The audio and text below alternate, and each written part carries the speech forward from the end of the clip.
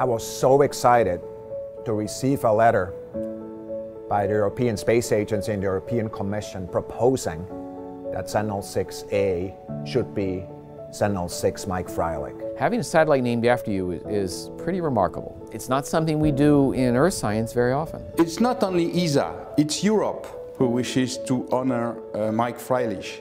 Mike Freilich has been instrumental in making Sentinel-6 a satellite that measures with very high precision sea level rise. The Sentinel missions are something that Mike was very involved in. It really epitomizes the role that Mike has played over the years as championing partnerships, championing collaborative investigation of the Earth. Names are reserved for the greats. You don't name after a satellite after somebody who just does their job.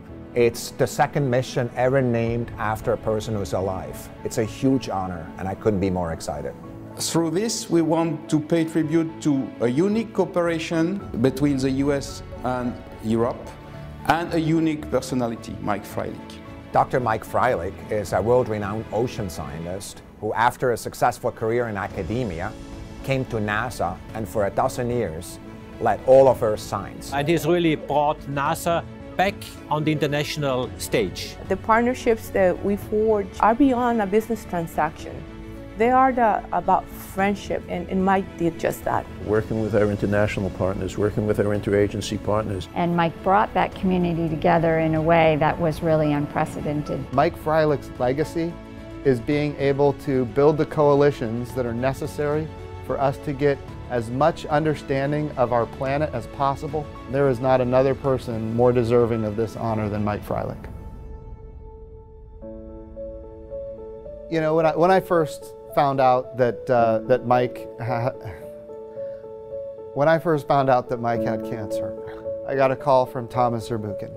So I called up the administrator and told him about it immediately. And he shared with me kind of what was going on. And I asked him, I said, we've got to do something quickly. I want him to know that all the work he's done is extremely meaningful.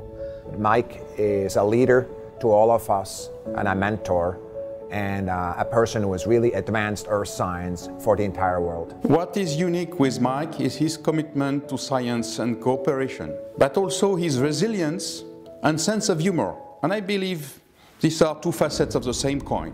Is unapologetically excellent. I am much better because of what I learned from him and because I had the opportunity to work with him. It's just been very rewarding, not just for me, but for the people in my organization to have had the privilege, really, of being his colleague and friend.